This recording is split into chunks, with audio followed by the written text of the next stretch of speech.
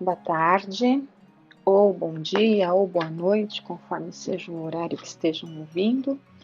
Dando sequência à série de palestras promovidas pela Casa de Fabiano, vamos ver aqui hoje do Evangelho segundo o Espiritismo, do capítulo 9, Bem-aventurados os mansos e pacíficos, uma mensagem de Lázaro, ela foi dada em Paris, em 1863, e vai falar sobre a obediência e a resignação. Então vamos à leitura conforme consta no Evangelho segundo o Espiritismo.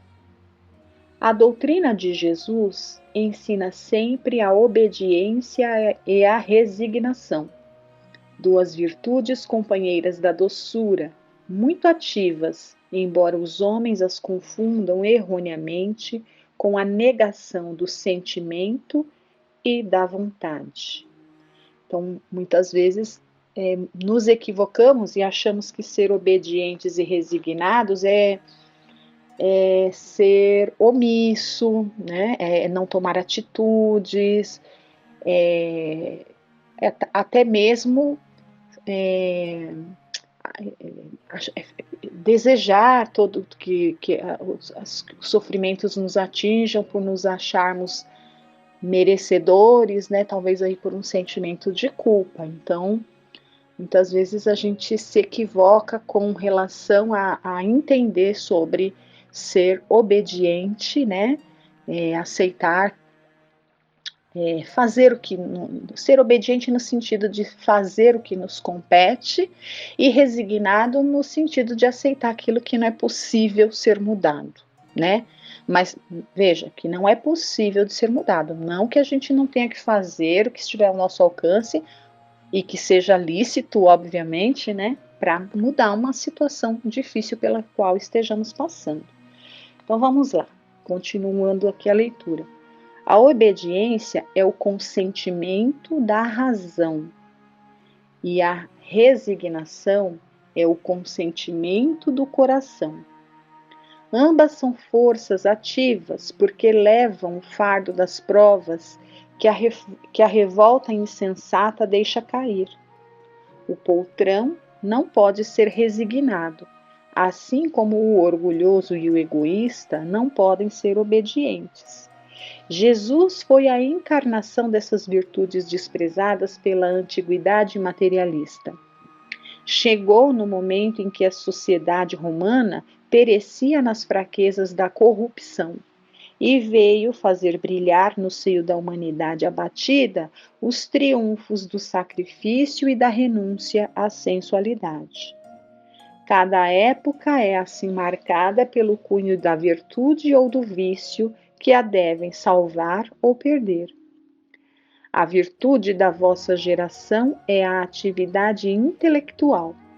Seu vício é a indiferença moral, né? Então veja, no nosso tempo, né? Falando aqui para nós, a virtude da nossa geração é a atividade intelectual. E sim, a gente tem largos e vastos recursos dentro do nosso conhecimento, né? E muito já desenvolvido.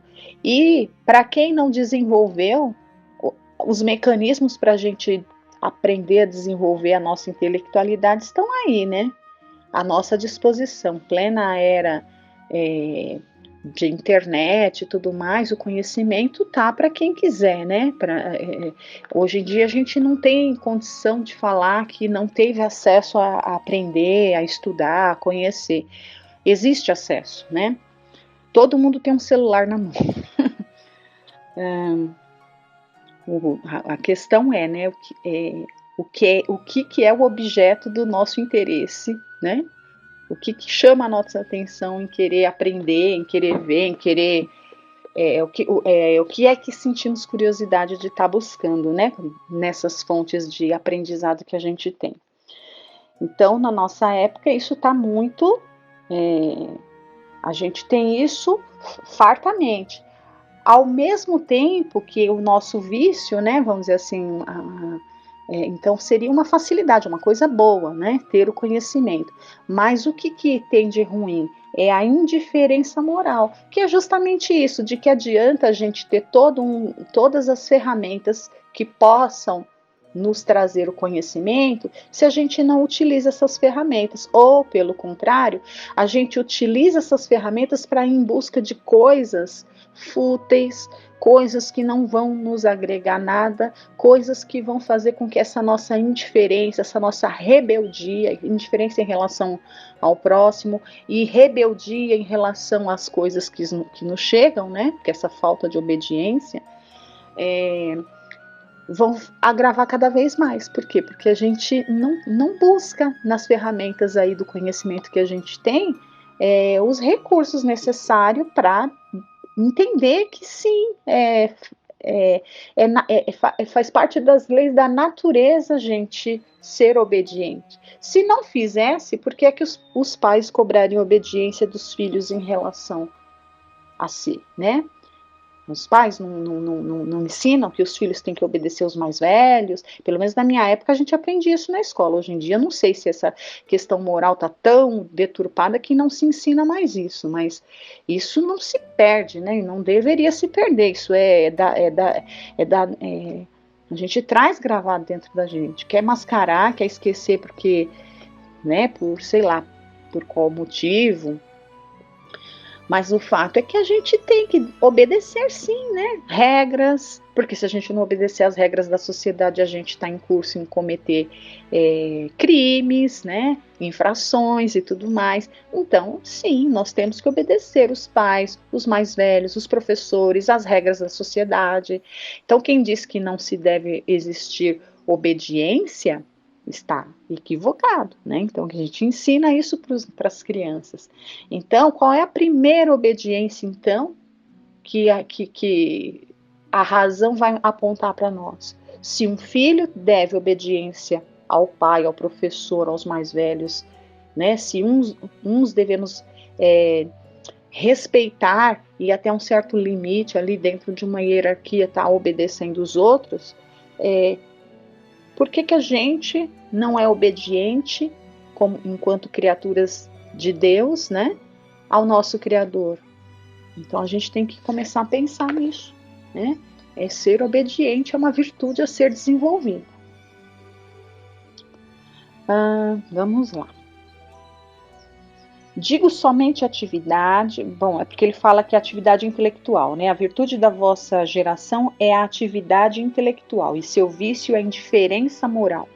Digo somente atividade porque o gênio se eleva de súbito e descobre de relance os horizontes que a multidão só verá depois dele, enquanto a atividade é a reunião dos esforços de todos para atingir um alvo menos brilhante, mas que prova a elevação intelectual de uma época, né? Então a gente vê que é uma coisa meio que coletiva, né? Todo mundo buscando as mesmas coisas, sempre ali no campo da materialidade, pelo que a gente, né, vê aqui, buscando ali um progresso, né, material, por assim dizer, e esquecendo de ser obediente mesmo a Deus, né? Submetei-vos ao impulso que vimos dar aos vossos espíritos. Obedecei à grande lei do progresso, que é a palavra da vossa geração. Infeliz do espírito preguiçoso, daquele que fecha o seu entendimento. Infeliz, porque nós, que somos os guias da humanidade em marcha, o chicotearemos e forçaremos a sua vontade rebelde com o duplo esforço do freio e da espora. Toda resistência orgulhosa deverá ceder cedo ou tarde, mas bem-aventurados os que são mansos, porque darão ouvidos dóceis aos ensinamentos. Então, né, olha, infeliz do preguiçoso. Então, o que a gente tem feito com os conhecimentos que porventura chegam às nossas mãos, né, ao nosso entendimento? Todo ensinamento, o evangelho, a gente tem que procurar vivenciar o evangelho na nossa vida, É evidente que a gente ainda não consegue fazer as coisas, seguir o modelo de Jesus, a gente não consegue pela nossa inferioridade ainda. Mas é o esforço por tentar, são as tentativas, uma após outra, dia após dia, após queda, né? Após as nossas quedas, porque caímos, evidente que a gente cai porque somos imperfeitos, né? Mas que a gente não se que a gente não se coloque atrás dessa desculpa de que somos imperfeitos e que por isso tá tudo por isso que é lícito ficar caindo, caindo e caindo. Não, né? Nós temos que obedecer às leis de Deus, né? Obedecer às leis de Deus visando corrigir os nossos defeitos, porque aí o que vai acontecer quando a gente faz isso sinceramente? As quedas vão se tornando cada vez menores, vamos caindo menos, né? Então, e não podemos ter preguiça, né? Infeliz o preguiçoso, por quê? Porque os tempos, né? O tempo está passando, o mundo está se transformando. E se a gente ficar muito preguiçoso, deixando depois, para depois, na próxima encarnação, talvez a próxima a gente não esteja mais tendo essas possibilidades que a gente está tendo aqui no nosso mundo. Porque as transformações estão vindo rápido demais, né? Nós estamos aí a pleno vapor, digamos assim. Então, se a gente ficar querendo deixar para depois, talvez esse depois com certeza depois vai vir, mas às vezes vai ser um depois ali muito cheio de choro e de ranger de dentes, né? Então que a gente possa tentar aproveitar o hoje, o agora, sendo obedientes, né? Sendo resignados. E aí eu vou trazer uma leitura aqui, eu vou pegar, são 2 livros, não vai dar para ler os 2, eu vou pegar o menor, tá? Que é o Vinha de Luz, do livro Vinha de Luz, é uma mensagem de Emmanuel, que ele vai refletir aqui, ele vai fazer algumas ponderações, né, algumas reflexões a respeito de uma passagem de Paulo, né, numa escrita que ele fez ali aos Efésios, no capítulo 4 e no versículo 1. Então, olha, disse Paulo na epístola aos Efésios: e assim vos rogo eu. Então ele fala, ele roga, né, aos Efésios: e assim vos rogo eu, o preso do Senhor, que andeis como é digno da vocação com que fostes chamados. Olha que frase sentida, profunda, né? Ele rogando ali aos Efésios, e ele diz: eu que sou um preso do Senhor, né? E ele roga para que andeis como é digno da vocação com que fostes chamados, ou seja, todos nós temos um propósito aqui na nossa vida, né? Nós fomos chamados a cumprir compromissos aqui na vida, então ele roga, né? Para que a gente perceba e faça, obedeça o que temos que fazer. E aí ele vai falar aqui, olha, Emmanuel vai comentar sobre isso.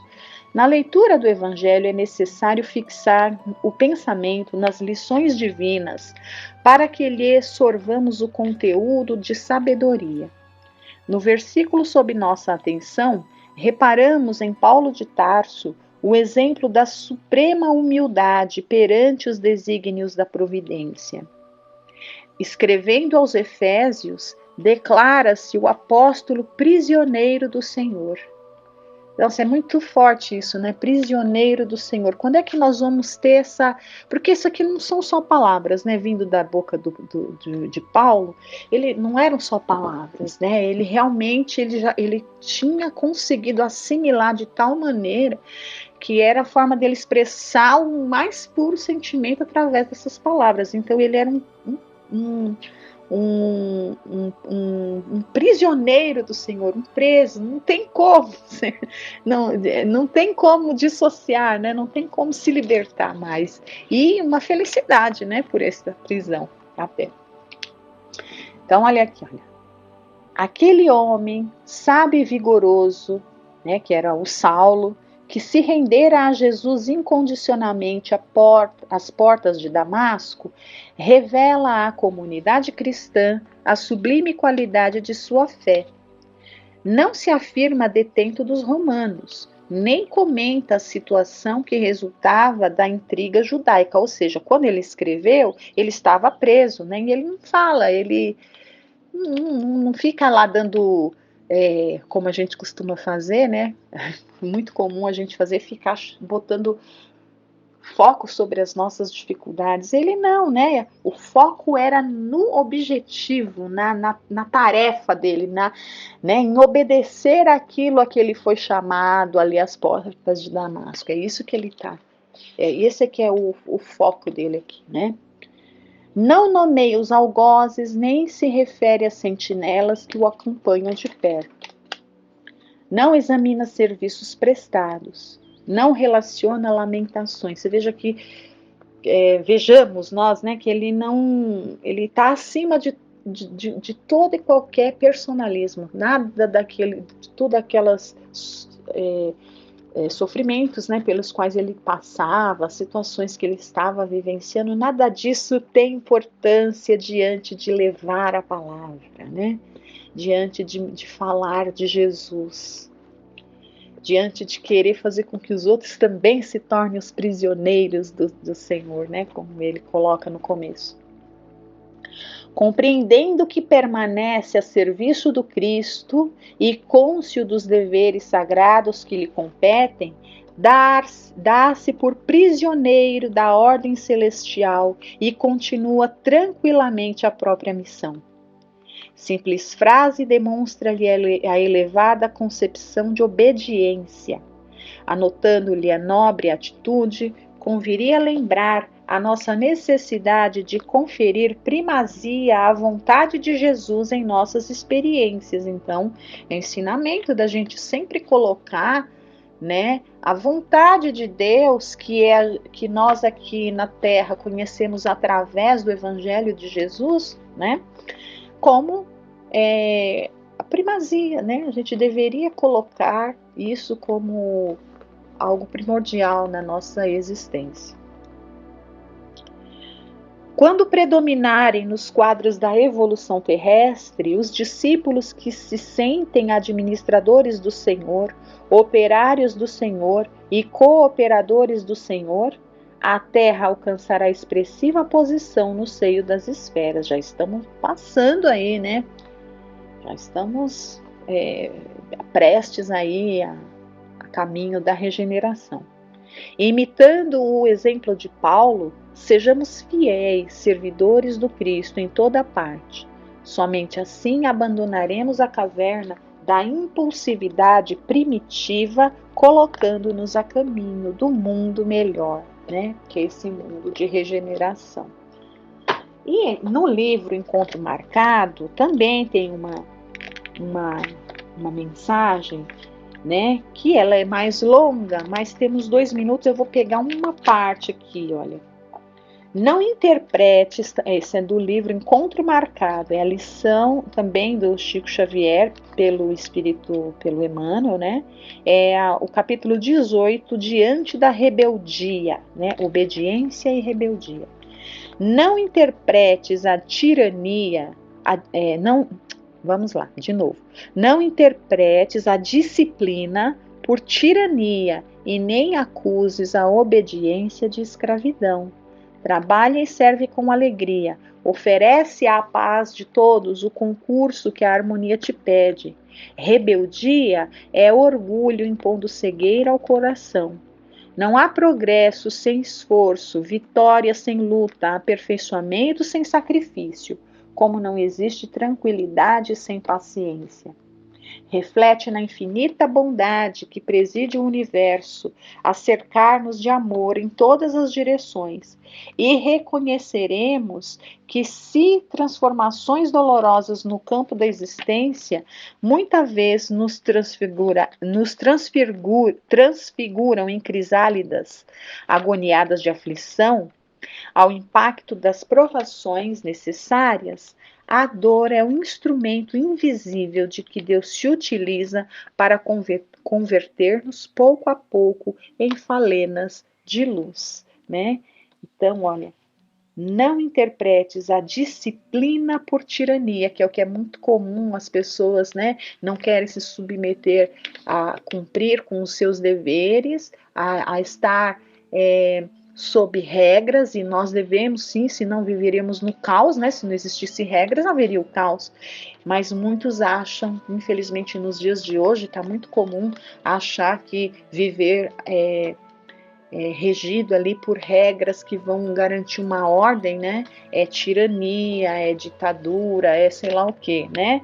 E não acuses obediência de escravidão, né? Então também aqueles que não querem trabalhar, né? E quando falo trabalho aqui, não é só trabalho material, não, é o trabalho espiritual mesmo para sua própria autoiluminação, esses acham que é escravidão, né?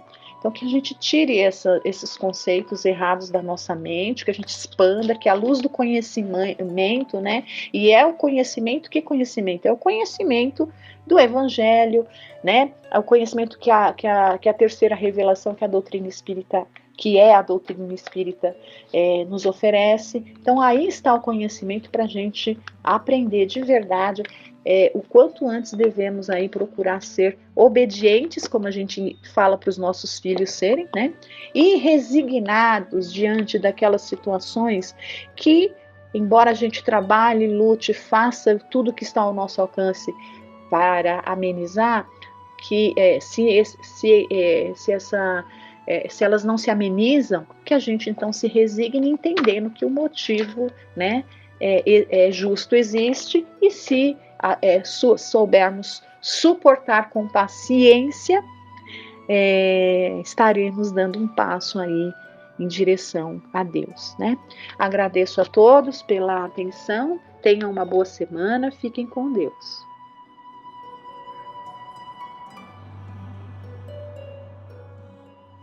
Boa noite, espero que todos estejam bem, desejo que todos estejam bem, confiantes no auxílio divino.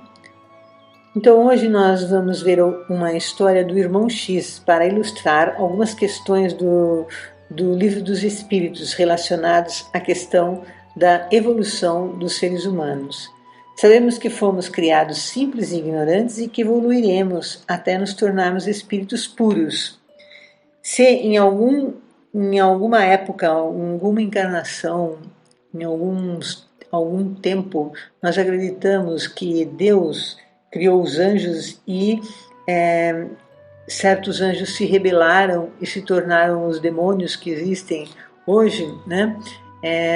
Nós, com esses conhecimentos do espiritismo trazido, né, pelos espíritos superiores, sabemos agora que somos criados simples e ignorantes, com potencialidades fatais de nos tornarmos anjos um dia, após milênios e milênios de existências em diferentes planetas e em diferentes encarnações.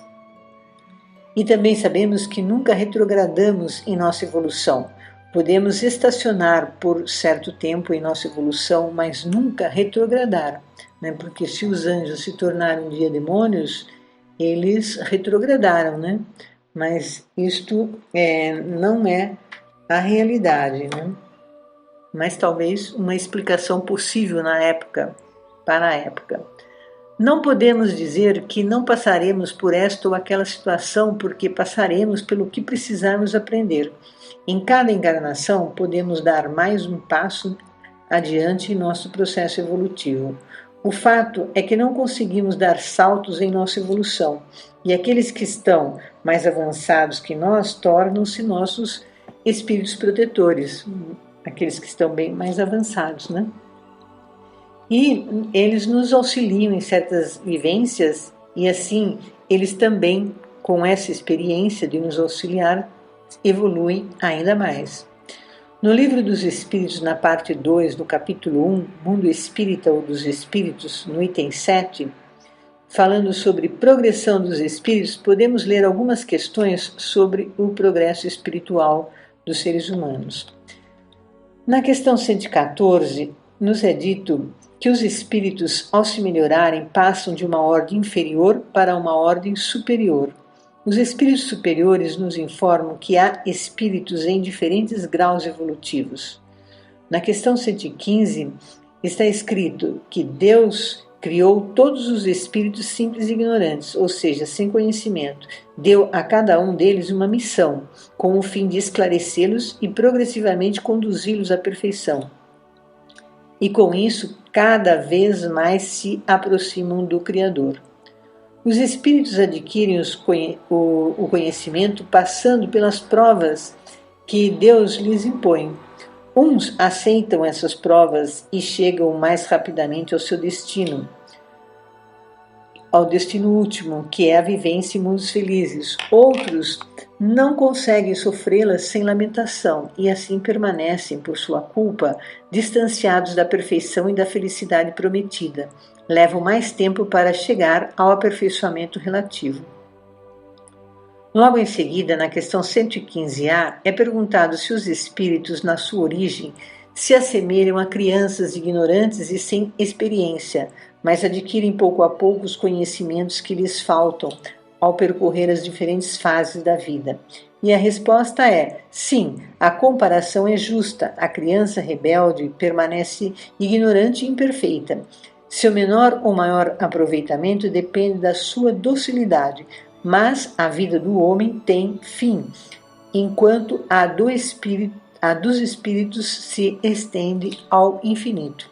Ou seja, as provas que passamos numa encarnação acabam, mas o aprendizado permanece e enriquece a alma para melhor aproveitar a próxima encarnação. Aproveitar para evoluir, né? E na questão 116 é perguntado se haveriam espíritos que ficariam perpetuamente nas classes inferiores, e os espíritos respondem que não. Todos se tornarão perfeitos, pois um pai justo e misericordioso não pode banir eternamente os seus filhos. E ao final da resposta, o espírito pergunta: querias que Deus, não tão grande, tão justo e tão bom, fosse pior que vós mesmos?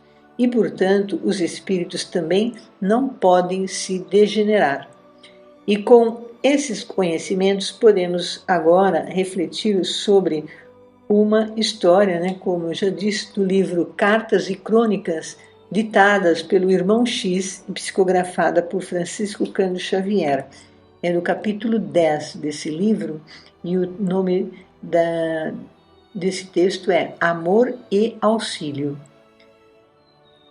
Rolava a conversação em torno de proteção espiritual, quando Jonaquim, respeitado mentor de comunicabilidades cristãs, narrou com a voz aquecida de bondade e sabedoria: ouvi de um instrutor amigo que Mardônio Tércio, convertido ao cristianismo nos primeiros dias do Evangelho em Roma, se fez um discípulo tão valioso e humilde do Senhor que para logo teve o seu nome abençoado nos céus.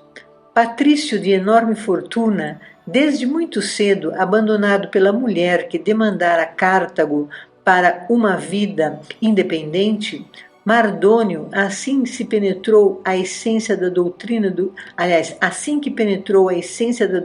do Cristo, dividiu todos os bens com o filho único, Marcos Lício, e entregou-se à caridade e à renovação. Instrumento fiel do bem, abria os ouvidos a todos os apelos edificantes, fossem dos mensageiros de Jesus que lhes solicitavam a execução de tarefas benemerentes, ou dos irmãos encarnados nos mais baixos degraus da penúria. Fizera-se espontaneamente o apoio das viúvas desamparadas e o tutor afetuoso dos órfãos. Além disso, mantinha horários cada dia para o serviço de assistência direta aos doentes e sofredores, administrando-lhes alimento e socorro com as próprias mãos. Ao contrário do pai, o jovem Marcos se chafurdou em absurda viciação. Aos 30 de idade, parecia um flagelo ambulante. Distinguindo-se entre as forças do ouro e do poder, não vacilava em abusar das regalias que desfrutava para manter-se no banditismo dourado que os privilégios sociais tanta vez conservam impune. Dois caminhos tão diferentes produziram, em consequência, duas posições diametralmente opostas no mundo espiritual. Sobrevindo à morte, Mardônio cresceu em tamanho merecimento que foi elevado à esfera do Cristo, acessível aos servidores que pudessem colaborar com ele, o Senhor, nos dias mais torturados do Evangelho nascente. Marcos, porém, arrojou-se a escuro antro das zonas inferiores, onde, conquanto afeito à revolta e à perversão, qual se trouxesse a consciência revestida em grossa carapaça de insensibilidade, o genitor, convertido em apóstolo da abnegação, visitava o filho no vale tenebroso a que se chumbava, sem que o filho, cego de espírito, lhe assinalasse a presença, e tanto se condoeu daquele com quem partilhara o afeto e o sangue, que certa feita, num rasgo de apaixonado amor pelo rebento querido, suplicou ao Senhor permissão para levá-lo consigo para as alturas, a fim de assisti-lo de mais perto. Jesus sorriu compreensivo e aqueceu diante da ternura ingênua do devotado cooperador, e antes que amigos experientes lhe administrassem avisos, lá se foi Mardônio para a cava sombria, onde o filho se embriagava de loucura e ilusão. Renteando com Marcos, positivamente distante de qualquer noção de responsabilidade, aplicou-lhe passes magnéticos, anestesiou-lhe os sentidos e tão logo o beneficiado cedeu ao repouso, colocou-o enternecidamente nos ombros, a feição de carga preciosa, e com imensos cuidados transportou-o para os céus. Instalado num dos sítios mais singelos do plano superior, o recém-chegado, porém, usufruía luz mais radiante que a do dia terrestre. E tão depressa acordou, sob o encantamento paternal, ao ver-se coberto de fluidos repugnantes que lhe davam a impressão de ser um doente empastado de lama enquistada, Marcos se confrontou com os circunstantes, que se moviam em corpos tênues e luminosos, e passou a gritar impropérios e insultos. Ao pai, que intentou reconfortá-lo, procurou esbofetear sem misericórdia, afirmando que não pedira e nem desejara a mudança. Exortado a respeitar o nome e a casa do Senhor, injuriou o ambiente com palavras e ideias de zombaria e ingratidão. Parecia uma fera desatrelada, buscando enlamear uma fonte de luz. Interferiram amigos e o rebelado caiu de novo em prostração sob hipnose benéfica. Jonaquim fez novo intervalo e, porque se interrompera em apontamentos culminantes da história, um dos companheiros interrompeu. E daí? Mardônio se viu coibido de amparar o filho a quem amava? E o instrutor explicou. Sim, meus amigos, Mardônio acabou compreendendo que nem Deus violenta filho algum em nome do bem, e que o bem jamais foge à paciência a fim de ajudar. Por isso, reconduziu Marcos ao antro de onde o arrancara e, sem nada perder em ternura e esperança, até que o filho quisesse ou pudesse de lá sair para novos passos no caminho da evolução. O ex-patrício, por 92 anos consecutivos, desceu diariamente ao Vale das Trevas, oferecendo ao filho de cada vez a bênção de uma prece, uma frase esclarecedora e um naco de pão. Mas isso não é o mesmo que acentuar a impraticabilidade do socorro? Aventuou um dos presentes. Não seria mais justo relegar o necessitado ao próprio destino para que ele mesmo cogitasse de si? Jonaquim sorriu expressivamente e rematou. Não temos o direito de pôr em dúvida o poder e a eficácia da lei de auxílio. A renovação conseguida por 92 anos de devotamento talvez custasse, sem eles, 92 séculos. O amor, para auxiliar, aprende a repetir. É uma história muito interessante, né? Vemos por essa história que muitas vezes nos decepcionamos ao querer auxiliar alguém, pois este interpreta mal o auxílio que lhe é oferecido. Mesmo oferecendo o que há de melhor, a pessoa não reconhece, como vimos nessa história. Existem situações assim, né? Isto é falta de maturidade espiritual. As qualidades morais, ainda pouco desenvolvidas, dificultam a compreensão e a aceitação dos atos de amor. Não tem a maturidade, a pessoa não tem a maturidade para compreender e saber fazer bom uso do que de melhor lhe é oferecido. Já o espírito amoroso quer auxiliar o ente querido em dificuldades e procura fazer o melhor, mas é preciso compreender que, conforme a condição espiritual e o grau evolutivo, o espírito não aceita e não compreende as belezas divinas que lhe são oferecidas. O Pai sempre busca um meio de auxiliar conforme a condição espiritual do necessitado. Ele auxilia conforme as possibilidades de aceitação do outro.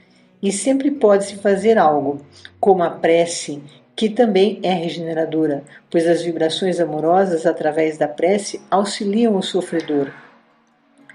Que sejamos dóceis aos nossos semelhantes e a nós mesmos, reconhecendo que não sabemos tudo e nem tudo compreendemos, mas podemos ser compreensivos. Como diz certa música, é preciso saber viver. Deus nos ama profundamente e sabe que aprenderemos a saber viver dentro de suas leis de amor, que é a única que traz a paz de espírito, a verdadeira felicidade. Alguém pode achar que a prece é pouco, mas vemos a importância da prece, pois no final da história nos é dito que levou 92 anos para o espírito se regenerar e ser socorrido pelo Pai. Mas se não tivesse feito as preces, né, diariamente, como o pai fez, talvez o filho ficasse 92 séculos no umbral, ao invés de 92 anos, como ficou. Nos lembremos da prece em todas as circunstâncias. Um pensamento elevado a Deus é uma prece. Bom, finalizando, espero que todos tenham uma boa semana e que possamos refletir sobre isso e lembrar-se que Deus sempre nos ama e conta com a nossa boa vontade. Graças a Deus.